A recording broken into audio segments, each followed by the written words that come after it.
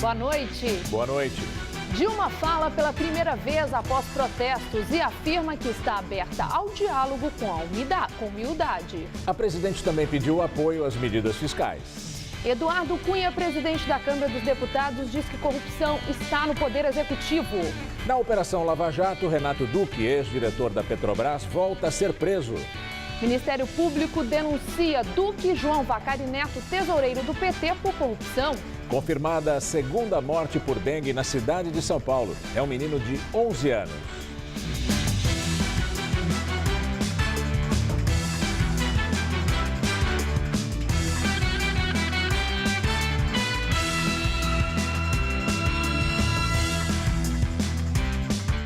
Polícia Federal deflagra a 10ª etapa da Operação Lava Jato e prende o ex-diretor de serviços da Petrobras, Renato Duque, ligado ao PT.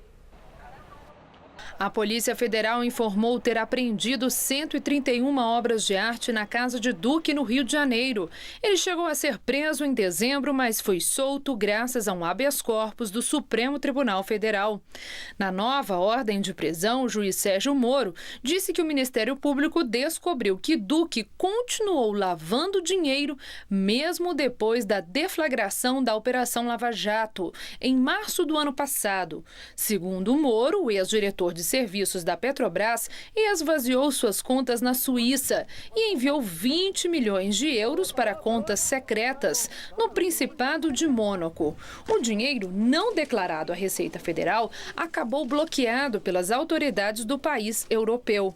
Ainda de acordo com o juiz, há indícios de que Renato Duque mantém outras contas nos Estados Unidos e em Hong Kong. O Ministério Público, que solicitou o bloqueio em Mônaco, acredita que Duque transferiu o dinheiro para o Principado e para outros países por receio de que fosse apreendido, como ocorreu com o ex-diretor de refino e abastecimento da Petrobras, Paulo Roberto Costa. Além de Duque, foram presos hoje o empresário Adir Assad, investigado sob suspeita de manter empresas laranjas e usá-las para lavar dinheiro, e Lucélio Roberto Góes, filho de Mário Góes, que já está preso em Curitiba e apontado como operador do esquema de corrupção na Petrobras. Mais informações sobre a 10ª fase da Operação Lava Jato ainda nesta edição. Ontem, a cidade de São Paulo teve o maior público das manifestações contra o governo Dilma Rousseff. 1 milhão de pessoas se reuniram na Avenida Paulista, segundo a Polícia Militar. Para o Datafolha, foram 200 mil.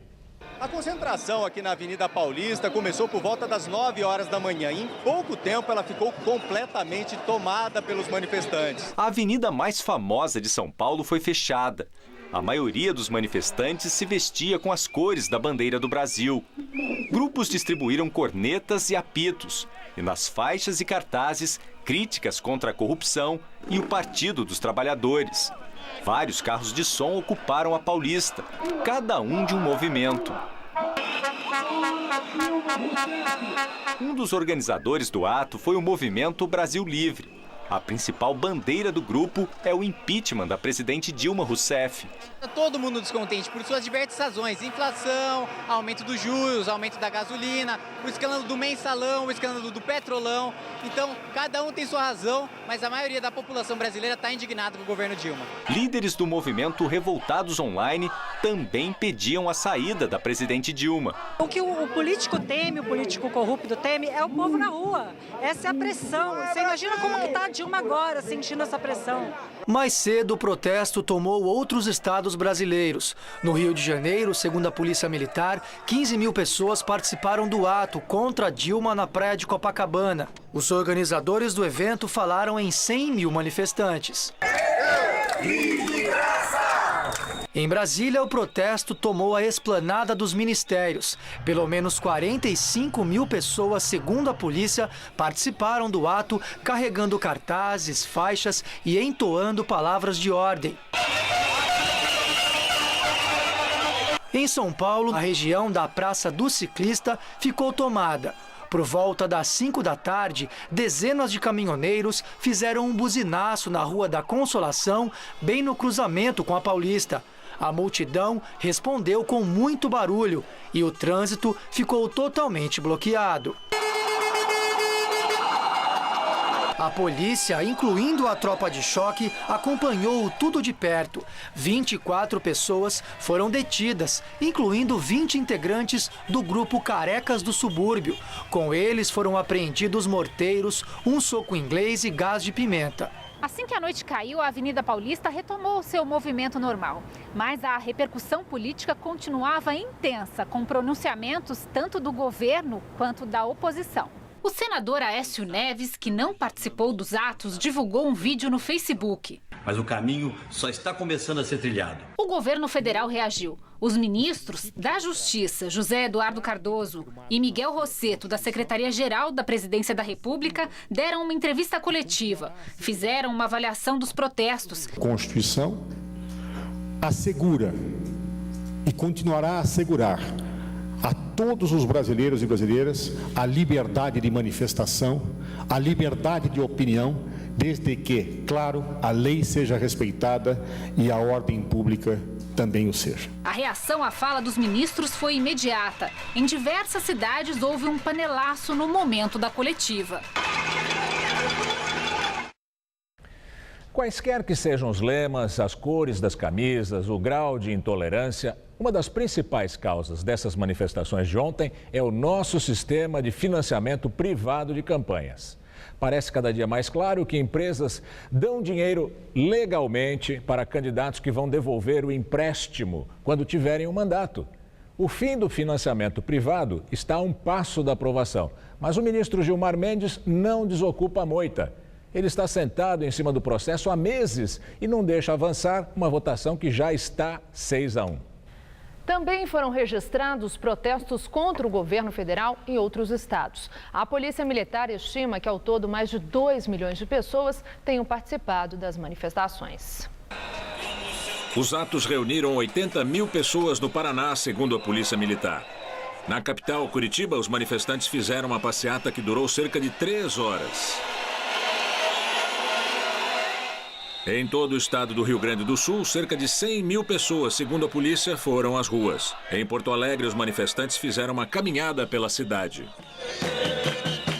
Em Florianópolis, capital de Santa Catarina, 30 mil pessoas, segundo a polícia, participaram do ato e manifestaram apoio às investigações da Operação Lava Jato. Outras 24 cidades do estado registraram protestos. Cerca de 25 mil pessoas foram às ruas em Belo Horizonte, capital de Minas. Os manifestantes se concentraram na Praça da Liberdade e depois seguiram para a Praça da Savassi. No Ceará, 20 mil manifestantes se reuniram na capital, Fortaleza. Eles se concentraram na Praça Portugal. Na capital baiana foram 2 atos. O maior, de manhã, reuniu manifestantes no Farol da Barra. No total, 11 mil pessoas foram às ruas em Salvador. O vice-presidente da República, Michel Temer, disse hoje que, ao invés do governo se assustar com os protestos, deve aplaudir a iniciativa popular. Temer falou durante almoço com um grupo de empresários da Firjan, a Federação das Indústrias do Rio. Temer também afirmou que o governo precisa de muita humildade para dialogar com a população e que, às vezes, as manifestações, além de legítimas, são necessárias. E agora, nosso comentarista Bob Fernandes fala sobre os significados e os sentimentos dessas manifestações.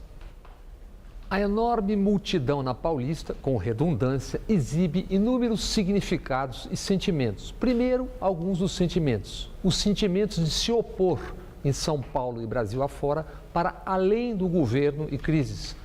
O de pertencimento a um momento histórico. A catarse no estado que deu 64,5% dos votos ao candidato da oposição. Isso em meio a uma disputa também entre classes, de parte a parte, recheada de ódios e deboche no antes, durante e no depois. Significados. Nas ruas, os partidos todos estão a reboque de movimentos e forças sociais. O que se pode chamar de líderes estão nas janelas ou nos sofás diante das telas. Salvo uma guinada, manobra agora cheia de riscos e para a qual parecem faltar pontes sólidas, um lado das ruas de março empurra ainda mais o governo para o colo do PMDB. O PMDB tem a vice-presidência da República. O partido comanda Senado, Câmara e CPI da Petrobras. Seus líderes são investigados. Renan e Eduardo Cunha sequestraram a pauta do Congresso. Para salvar o pescoço, entregarão qualquer coisa, o mandato de Dilma, se preciso for. Por isso, a batalha pelos corações e mentes nas ruas. Na confecção desse embrulho, a refrega nos números e repercussões. Na quarta-feira, antecipamos aqui. Para domingo, falam em 100 mil pessoas. Subestimam de propósito porque esperam mais e sabem do impacto que a surpresa, entre aspas, provocará nas manchetes e na repercussão. Na sexta, com 41 mil manifestantes pró-Dilma detectados pelo Instituto Datafolha, na Paulista, a opção por repisar apenas os números da PM de São Paulo, 12 mil manifestantes. Domingo, mesmo depois dos 210 mil apontados pelo Datafolha, a insistência apenas no 1 milhão da mesma PM para embasar repercussão e análises. Esse debate geométrico parece ocioso, mas não é. A escolha é parte do que se move e do processo político. Não basta a multidão nas ruas. Para o antes, o durante e o depois, é preciso manter o controle, a hegemonia na narrativa. Boa noite. Algumas das 51 vítimas de um acidente com um ônibus em Santa Catarina já foram enterradas no Paraná. Os velórios aconteceram ontem. Hoje, parte das vítimas foi enterrada em União da Vitória, na região sul do Paraná. A prefeitura suspendeu as aulas nas escolas e no centro de educação infantil da cidade. O ônibus em que as vítimas viajavam caiu em uma ribanceira, no quilômetro 89 da SC 418, em Joinville, no fim da tarde de sábado. O grupo saiu de União da Vitória na sexta-feira e passava por Santa Catarina a caminho de um evento religioso em Guaratuba, no litoral do Paraná. A suspeita é de que o motorista tenha perdido o controle do veículo em uma curva. E a partir de hoje, o percentual de etanol na composição da gasolina vai ser maior. Para as gasolinas comum e aditivado, o teor de etanol passa de 25% para 27%. A medida tem o objetivo de incentivar o setor e valorizar a produção de biocombustíveis no país. O Ministério de Minas e Energia informou que a alteração não vai incluir a gasolina prêmio por causa de uma reivindicação das associações fabricantes de veículos. O dólar começa a semana em baixa e termina a segunda-feira cotado a R$ 3,24. Apesar dessa ligeira queda, a valorização da moeda americana no ano já é de mais de 22%. A venda de imóveis novos na cidade de São Paulo caiu em janeiro. O recuo foi de 28% frente ao mesmo mês de 2014, segundo informações do Sindicato de Habitação. De acordo com a pesquisa feita pelo Secov, em janeiro a capital registrou venda de 737 unidades residenciais novas, frente a dezembro, mês em que normalmente o mercado imobiliário está mais aquecido. A queda foi de 77%. Os imóveis de 2 dormitórios lideraram as vendas em janeiro. O mercado imobiliário aposta nos lançamentos de apartamentos pequenos, de apenas um dormitório, para tentar aumentar essas vendas. Dos quase 32 mil imóveis lançados na cidade de São Paulo no ano passado, mais de 8 mil foram de apartamentos desse tipo. Pauline e Samir moram neste apartamento na Vila Madalena há 2 anos. Tudo é bem organizado e o casal conseguiu ocupar praticamente todos os cantinhos do imóvel. Mas isso não foi apenas uma opção. O apartamento não chega a medir 40 metros quadrados. A gente, por enquanto, não precisava de um lugar muito maior. Queria principalmente um lugar que fosse perto do nosso trabalho, numa boa localização, perto do metrô ou de uma linha de ônibus. E então, para a gente, a superfície grande não era muito importante, ficava em segundo plano. Depois, uma outra característica que a gente queria era algo que a gente se sentisse bem dentro. Por isso, qualquer objeto fora do lugar já atrapalha a circulação dentro de casa. O rack, que era todo aberto, que a gente tinha comprado, a gente teve que pegar depois um marceneiro só para enfiar a gaveta e um baú com rodinha. E é isso, foi se transformando o lugar para a gente se organizar melhor. Pauline é francesa e mostra a adaptação que eles fizeram na área de serviço para guardar os mantimentos. Parece até um quebra-cabeças. Ela explica que a cultura na França é bem diferente do nosso jeito aqui no Brasil e, por isso, já estava acostumada a morar em pequenos espaços. Para mim era muito bom, porque para não sentir aquele... Quando você muda de país, para se sentir isolado, tudo isso. O espaço pequeno, ele é justamente mais ninho, assim, que permite mais aconchegante. Ela tem 27 anos e Samir, 29. O casal está dentro do público que procura imóveis cada vez mais compactos. Esses apartamentos hoje exigem bicicletário, exigem Wi-Fi, eles têm outros tipos de necessidade que não são as necessidades do antigo mercado imobiliário. E eu tenho a impressão que essa tendência ela veio para ficar na cidade de São Paulo. Este apartamento, bem no centro de São Paulo, tem 39 metros quadrados. Está dentro da área média de 37 metros quadrados dos apartamentos com um dormitório lançados no ano passado aqui na capital. Um modelo como este sai por R$ 478 mil. E acredite, com 8 passos, você é capaz de atravessar todo o apartamento. É tão pequeno que muita gente pode pensar que, se o apartamento é menor, a construção deve ter utilizado menos material. E com isso, o valor também deveria ser bem pequeno, certo? Como você tem exigência de ter no mínimo uma vaga de garagem, você tem que ter um banheiro, você tem que ter uma cozinha, né? Às vezes até uma área de serviço, essa construção proporcionalmente sai mais cara num apartamento compacto do que num apartamento de 30 metros, do que num apartamento de 50 ou de 70 ou de 90 metros quadrados. O custo de construção por metro quadrado é muito mais caro. No geral, muito mais pontos positivos. A gente gosta muito. A gente gosta muito desse apartamento. O marketing é uma beleza, né? Não existe geração espontânea. Tendências de comportamento nunca surgem do nada. Imóveis pequenos são comprados ou alugados por quem não tem dinheiro para imóveis maiores. As pessoas querem gastar menos, porque têm o emprego em risco, sem qualquer perspectiva de melhora, os juros subindo, o real perdendo valor, os investimentos caindo e ainda tem gente que chama isso de ajuste. O mercado financeiro estima uma queda ainda maior do produto interno bruto neste ano e um crescimento mais intenso da inflação. Segundo o Boletim Focus do Banco Central, divulgado hoje, a previsão de retração da economia passou de 0,66% para 0,78%. A pesquisa feita com mais de 100 instituições financeiras também prevê uma alta ainda maior da inflação em 2015.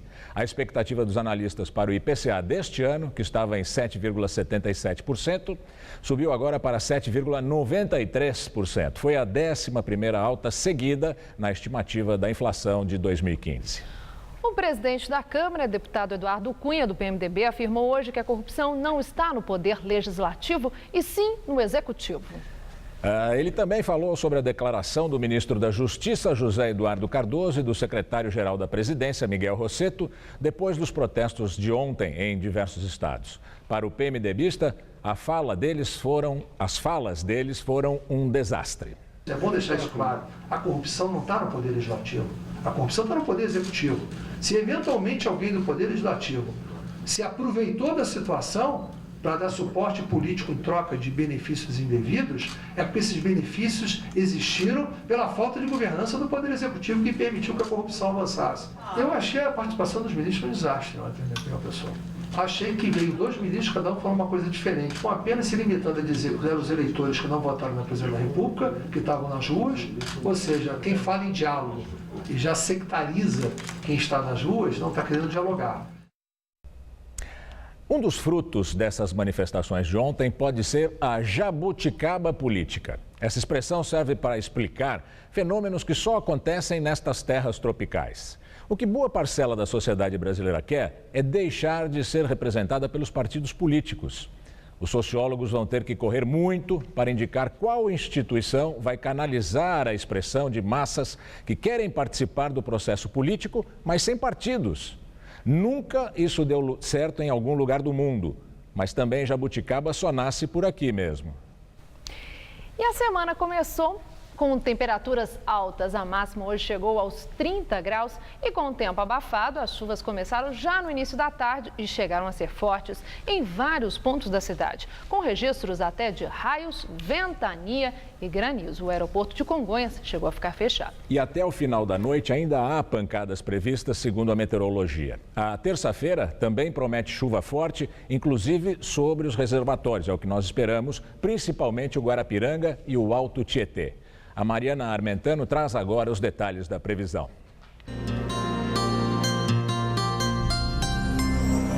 Na maior parte do Brasil, a semana começa com tempo abafado e pancadas de chuva. O sol só predomina o dia todo, sem nenhuma chance de chuva nessas duas áreas em amarelo. Entre o Rio Grande do Sul e o leste de Santa Catarina e entre o litoral capixaba até o leste de Pernambuco.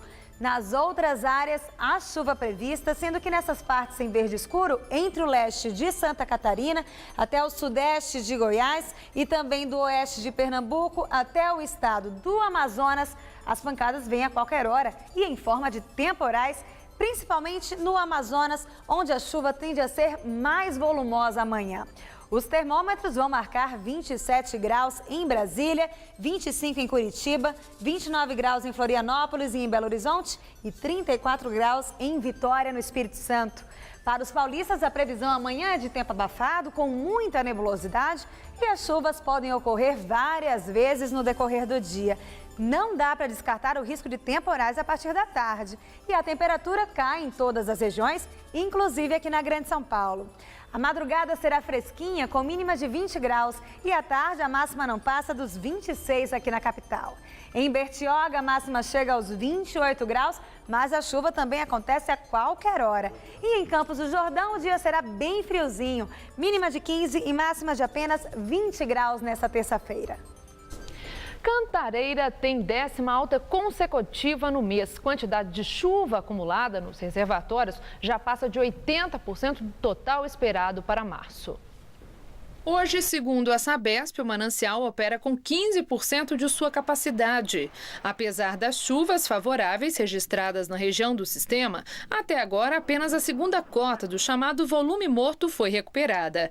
A primeira só será quitada quando os reservatórios atingirem 29,2% de volume armazenado, quase o dobro do atual.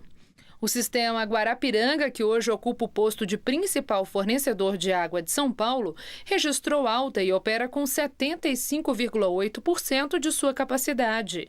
O Alto Tietê também voltou a subir e atinge 21,8% de volume armazenado. Um menino de 11 anos é a segunda pessoa a morrer de dengue aqui na capital paulista. A Secretaria Municipal de Saúde confirmou hoje a morte do menino que morava no Jardim Ângela, bairro pobre da Zona Sul. A primeira morte por dengue foi no dia 28 de janeiro. Segundo o último balanço, a cidade registrou até quinta-feira passada 1.833 casos de dengue. Esse número é quase o triplo do registrado no mesmo período do ano passado. O estado de São Paulo tem a vergonhosa marca de quase 95% dos municípios com a doença. E agora o nosso comentarista de sustentabilidade, Ricardo Carvalho, fala sobre a importância do consumo consciente. Ontem, 15 de março, foi o Dia Internacional do Consumidor. Será que dá para comemorar alguma coisa? Um pouquinho dá. Porque parece que todos nós aqui de São Paulo, ameaçados pelo racionamento e pela própria falta de água, eu acho que aprendemos a lição de consumir água com moderação e inteligente. É lógico que ajudou muito a mídia, televisão, rádio, jornais, internet, ter entrado com tudo no assunto e tomara que continue assim. Agora, que bom seria se essa mesma mídia entrasse no tema consumo consciente com a mesma disposição. Não é fácil, porque tratar do consumo consciente significa mexer com as estruturas da sociedade e da própria economia. O consumo consciente pressupõe resistir às gôndolas dos supermercados, comprando apenas o que é estritamente necessário e buscando produtos que sejam sustentáveis na sua fabricação. Pressupõe, por exemplo, e na prática, entrar numa farmácia e não viver o sufoco de uma pastilhinha para isso, um remedinho para aquilo e cada produto com a sua embalagem que só serve para chamar atenção e juntar mais lixo. Sem contar os objetos de desejo bem mais caros. O consumidor contumaz quer, porque quer, o carro do ano e quanto maior, melhor. É que ele se sente assim mais poderoso e importante dirigindo o carro, principalmente na garagem do seu prédio, onde o vizinho pode vê-lo desfilar. Sem contar que muitos consumidores acabam se endividando e às vezes são obrigados a devolver o carrão porque não conseguem pagá-lo. E para que serve o consumo consciente? Serve para garantir o futuro? Serve para evitar o lixo que se amontoa pelas cidades? Serve para ter mais qualidade de vida? Pois viver não é definitivamente consumir. O consumo consciente serve para dizer a todos nós que dá para viver muito bem, resistindo a essas dezenas e dezenas de desejos que só nos deixam cada vez mais aflitos e ansiosos. Pode observar, pode conferir.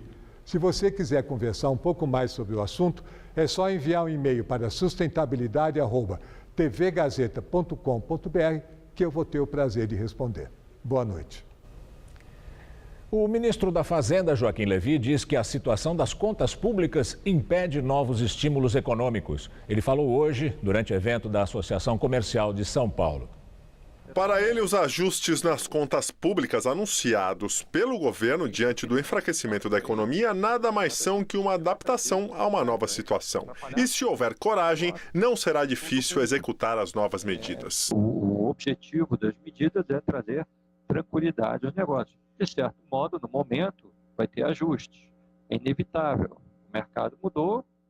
Quem não muda a sua atuação comercial tem problema. A eleição do novo presidente da Assembleia Legislativa de São Paulo é o tema da entrevista do dia com Maria Lídia Flandoli.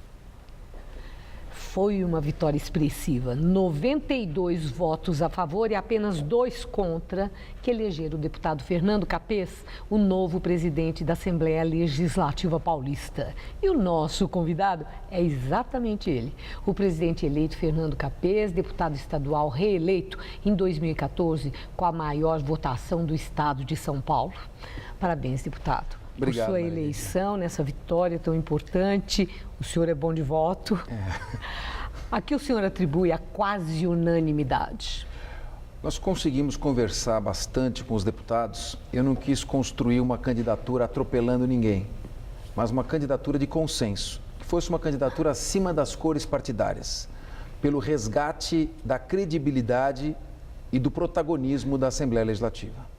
Foi só no argumento, deputado, porque até o PT, que é um adversário histórico, apoiou a sua candidatura. O que o senhor ofereceu para o PT? É claro que não é só argumento, mas é uma negociação política legítima. O PT ficou com a primeira secretaria, a quem incumbe a administração da casa, o Democratas com a segunda secretaria e assim por diante. Nós temos 4 secretarias, 4 vice-presidências. É natural que os partidos queiram ocupar os seus espaços e refletir ali a vontade dos seus eleitores. Bom, eu me lembro que um dia aqui no Jornal da Gazeta, o senhor fez um comentário, né, diante da minha pergunta, sobre as acusações da oposição, que na Assembleia Legislativa de São Paulo, há tantos anos, com o PSDB no poder, bancada de maioria do governador do estado, só se aprovava o que ele queria, não se instalava a CPI.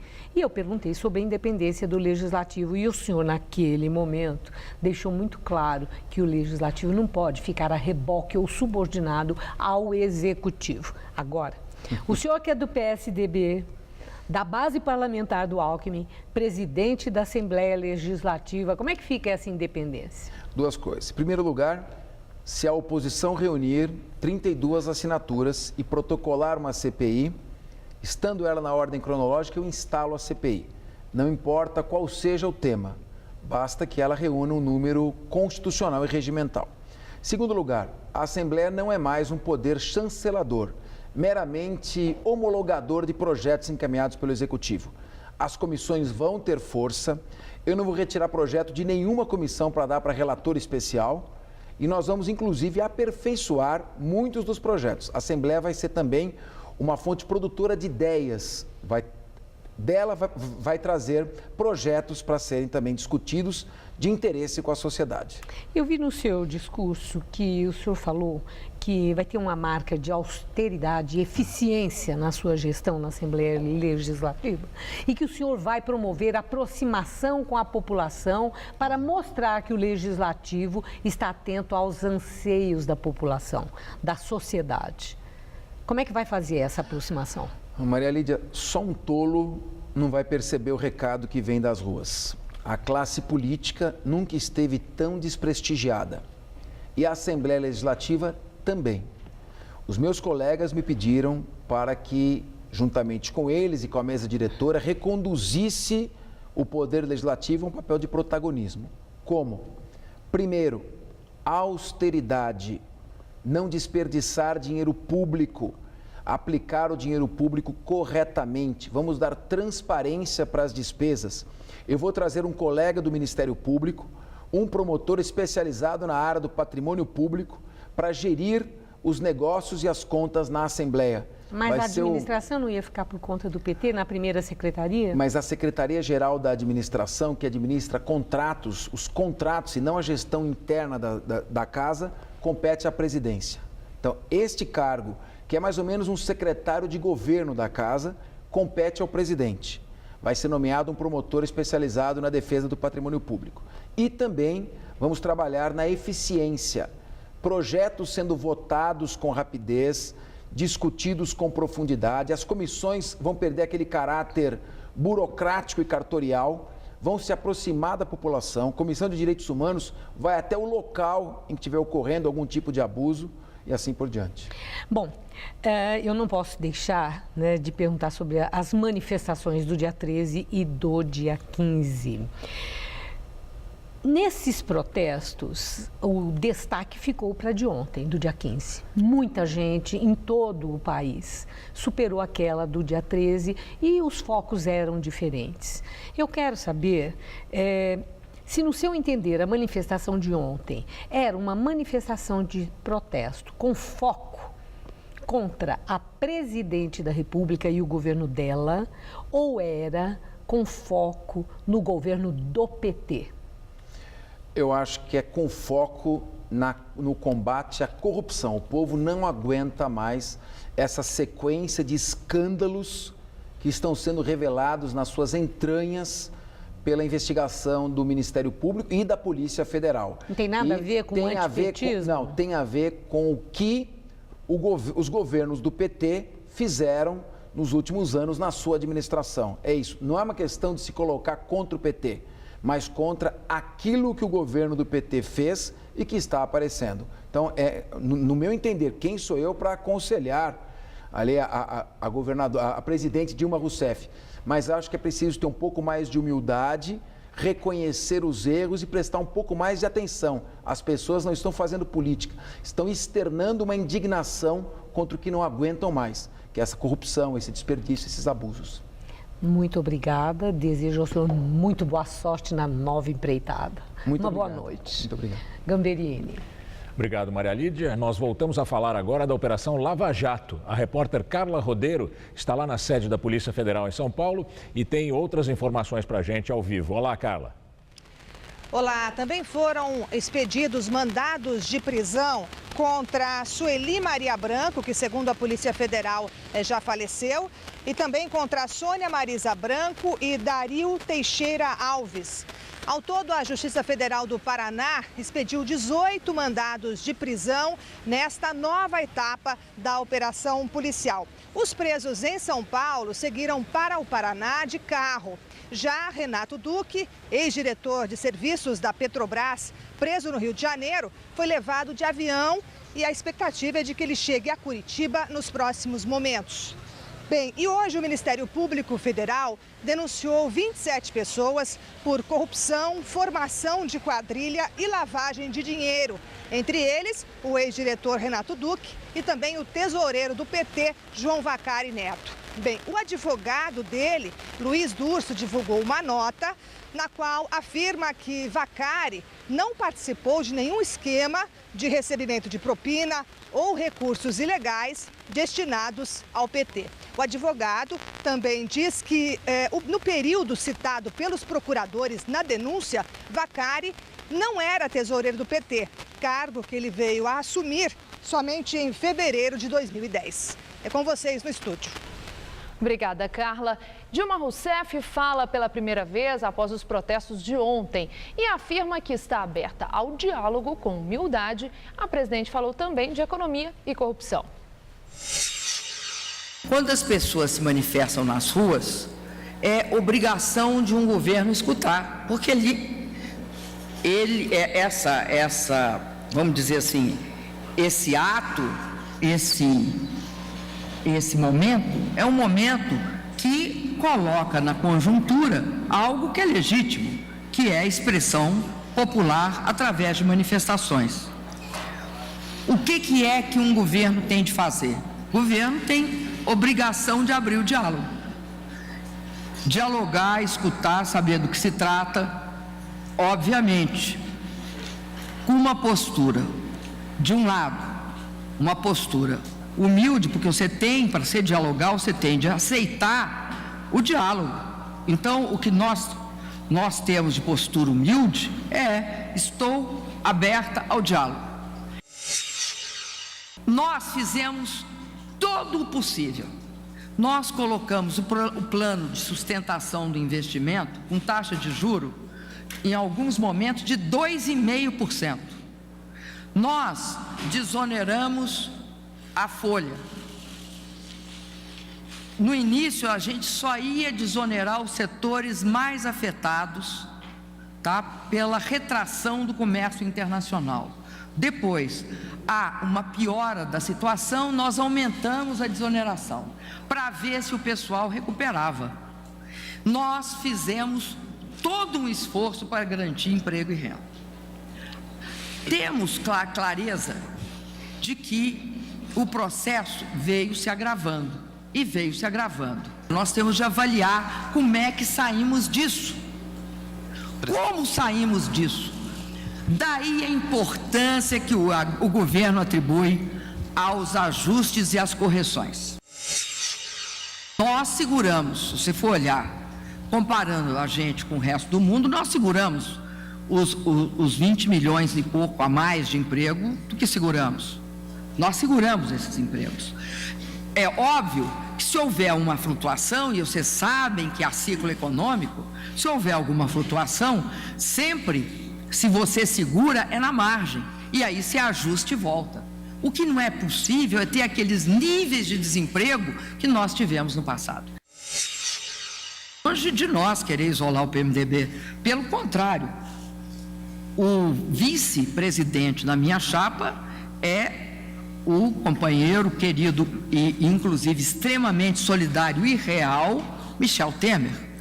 Nós temos uma parceria com o PMDB integra o governo. Ninguém aqui pode achar que as instituições políticas do país estão à altura das necessidades do país. Não estão, e aí vale para todos os partidos, sem exceção. E não estou falando aqui de corrupção, não. Estou falando de outra coisa, estou falando de governabilidade, da forma pela qual se relaciona um partido na presidência da República com outros partidos na presidência da República e com a oposição. Em qualquer democracia, o diálogo é essencial. Tem regras do jogo e elas têm de ser seguidas. Se você instabiliza um país sempre que lhe interessa, uma hora, essa instabilidade passa a ser algo que ameaça a todos.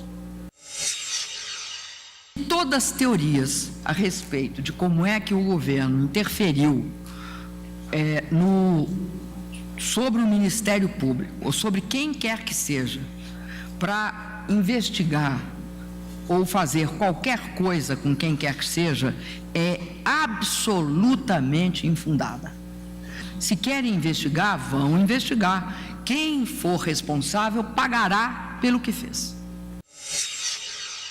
Não tem na minha postura nenhuma situação confessional. Atitude de humildade é porque é o seguinte, você só pode abrir diálogo com quem quer abrir diálogo também, né? Com quem não quer abrir diálogo com você, você não tem como abrir diálogo. Agora, eu procurarei ter diálogo com quem seja quem for. É uma atitude de abertura. Agora, eu não estou aqui fazendo nenhuma confissão. Aqui não é um palco de confissões, vocês vão de concordar comigo, é uma entrevista, né? Não tem aqui nenhum confessionário. Se alguém achar que eu que eu não fui humilde em algum diálogo, me diz qual, e aí eu tomo providência para mudar.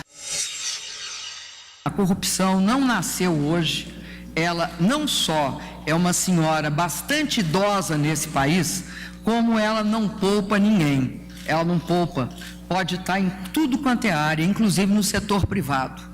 Vamos lembrar perfeitamente do que aconteceu na crise de 2008, 2009, quando, né, pelo menos uma das questões foi fraude bancária. Então, essa questão da corrupção é algo que nós temos de tratar como sendo parte. No caso do FIES, tá? Nós tivemos um erro. Em vez de você controlar as matrículas, quem controlava as matrículas era o setor privado, e esse é um erro que nós cometemos, detectamos, voltamos atrás e estamos ajustando o programa.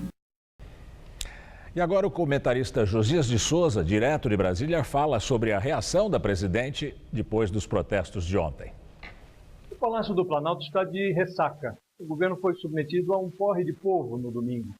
Dilma Rousseff não esperava que tanta gente fosse às ruas.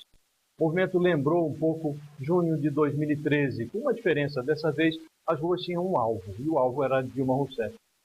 O governo teve, num primeiro momento, uma reação de bêbado, meio errática. A presidente mandou à boca do palco 2 ministros. O ministro Cardoso, da Justiça, disse que Dilma governa para todo mundo e que quer dialogar com todos. E o ministro Rossetto, da Secretaria-Geral da Presidência, disse que quem foi às ruas nesse domingo são basicamente eleitores que já não votaram em Dilma Rousseff no ano passado, eleitores de Aécio Neves, e insinuou que o governo privilegiaria o diálogo com as entidades que organizaram aquela manifestação chapa branca de sexta-feira, entidades como UniMST e CUT. Só nesta segunda-feira, em quase 24 horas de atraso, a presidente reuniu um colegiado maior, não apenas ministros do PT, estava lá o vice-presidente Michel Temer e ministros de outros partidos, PMDB, PSD, PCdoB. Só depois dessa reunião é que o governo começou a falar uma palavra linda, singela, que orna, combina muito mais com esse momento. Humildade. Ministros agora falam em humildade e a própria presidente da República fala em humildade. Dilma apareceu no final da tarde dessa segunda-feira, fez um rápido pronunciamento e deu uma entrevista. Veja só, o presidente deu uma entrevista. É um milagre de São Asfalto, o primeiro milagre de São Asfalto. E a presidente disse basicamente 3 coisas. Primeiro, que ela vai mandar ao Congresso um pacote de projeto de lei anticorrupção, coisa que ela vem prometendo desde a eleição, desde a campanha presidencial do ano passado e demora a mandar. Segundo, ela disse que de fato governa para todo mundo e que quer realmente dialogar com quem tiver à disposição de dialogar com ela. E dialogará, segundo disse, com humildade, mas ela qualificou a humildade, será? Humildade com firmeza, porque a presidente disse que não abre mão de fazer os ajustes na economia. Repórteres perguntaram em 2 oportunidades a Dilma Rousseff se ela faz algum tipo de autocrítica, algum tipo de meia-culpa. O presidente enrolou, mas não fez nenhuma autocrítica. Chegou até a ironizar a certa altura, disse que a imprensa tem uma volúpia de obter dela algum tipo de confissão. Não fez a confissão. O mandato está só no começo, a presidente ainda tem 3 anos e 290 dias de mandato pela frente. É o tempo de que ela dispõe para fazer algum tipo de autocrítica, não precisa nem pedir perdão, admitir algum tipo de equívoco. Quanto mais cedo fizer, menos dói. Boa noite. A chuva que atingiu São Paulo hoje à tarde provocou 23 pontos de alagamento. O aeroporto de Congonhas fechou para pousos e decolagens. Um córrego na região do Ipiranga transbordou. A chuva que começou na Zona Sul logo chegou às outras regiões e a cidade inteira entrou em estado de atenção para o risco de alagamentos. No Ipiranga, um córrego transbordou e cobriu o asfalto na Avenida Abraão de Moraes, trecho que ficou em estado de alerta durante meia hora. 2 carros acabaram ficando no meio da enchente e foram rebocados quando a água baixou. O galho de uma árvore caiu e interditou 2 faixas da Rua Bom Pastor.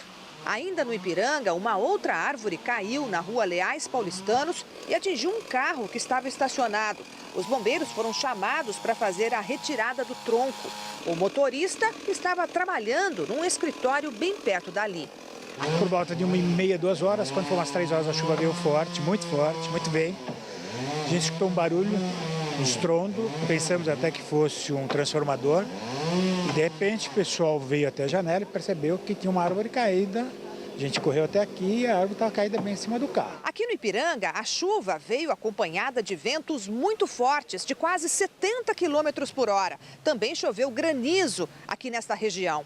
No meio da tarde, os pousos e decolagens foram suspensos no aeroporto de Congonhas, que ficou fechado durante 40 minutos.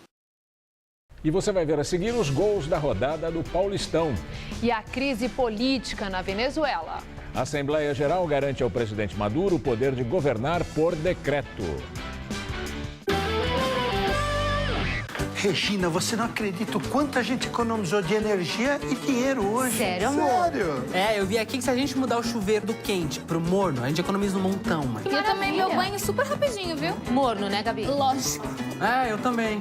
Ah, você tem que economizar no tempo agora, né, Beto? Ah, então quem mais economizou aqui foi o patrão, ó, que nem banho tomou hoje, né? Consumo consciente de energia. Use o bom senso. Governo Federal. Se você quer estudar jornalismo, relações públicas, publicidade e propaganda ou rádio, TV e internet, a Faculdade Casper Liber é o seu lugar. Quer conhecer? Eu te levo! Aqui a gente aprende na sala de aula e também em laboratórios de rádio, fotografia, edição de imagens e estúdios de TV. Você também pode colaborar em revistas, sites, programas de TV e rádio laboratoriais.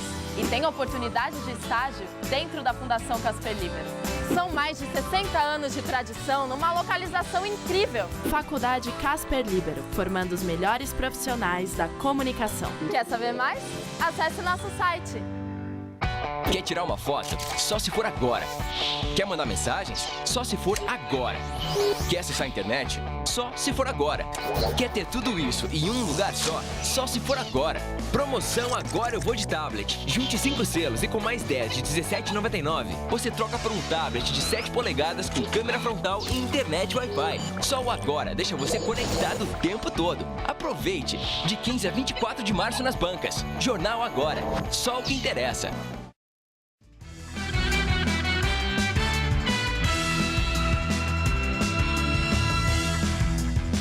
Jornal da Gazeta volta com as notícias do esporte com Estela Gontijo e Celso Cardoso. Isso aí, São Paulo, Santos e Palmeiras vence pelo Campeonato Paulista no fim de semana.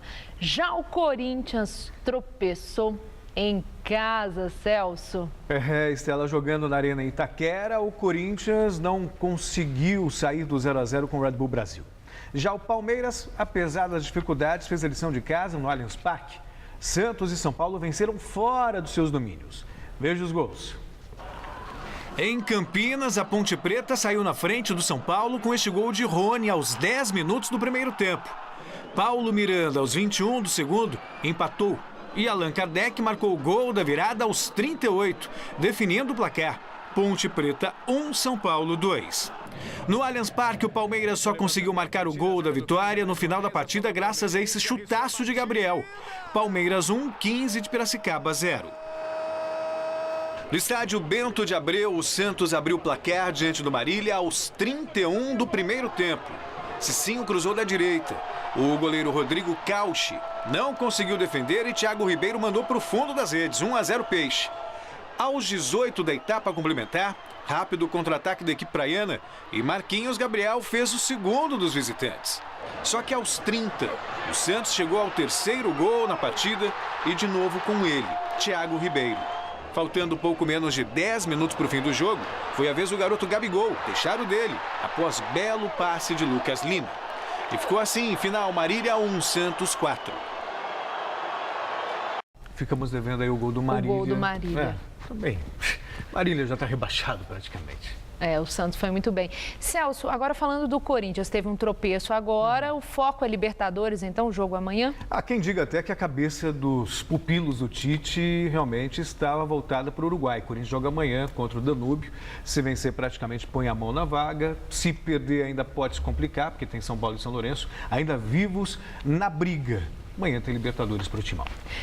Na Europa, destaque para os líderes dos campeonatos nacionais na Espanha, Inglaterra e Alemanha. Na Bundesliga, o campeonato alemão, o Bayern de Munique segue sobrando. O Chelsea, apesar do tropeço do final de semana, se mantém no topo da Premier League. E na Espanha, o Real Madrid segue na cola do líder Barcelona. No Santiago Bernabéu, o Real Madrid derrotou o Levante em noite de Gareth Bale. O galês anotou os 2 gols da vitória merengue. O primeiro saiu aos 18 da etapa inicial, após bate-rebate dentro da área. E o segundo aos 40, quando Bale praticamente roubou o gol de Cristiano Ronaldo. Final, Real Madrid, vice-líder do Espanhol, 2, Levante 0. O líder Barcelona também derrotou o Eibar pelos mesmos 2-0. O time catalão abriu o placar do duelo aos 31 de bola rolando com o Lionel Messi, cobrando pênalti. Aos 10 do segundo tempo, o croata Rakitic cobrou escanteio e o próprio Messi desviou de peixinho para o fundo do gol. E ficou assim, Eibar 0, Barcelona 2. Depois de ser eliminado na Liga dos Campeões pelo PSG, o Chelsea empatou com o Southampton do Stamford Bridge. Diego Costa colocou os Blues em vantagem com esse gol de cabeça aos 11 do primeiro tempo.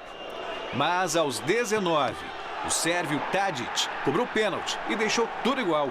E ficou assim, Chelsea, líder da Premier League 1, Southampton, sexto colocado, também 1.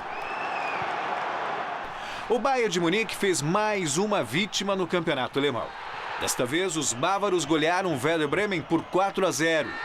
Thomas Müller, Davi Alaba e Lewandowski 2 vezes balançaram as redes na 6ª vitória consecutiva do Bayern da Bundesliga.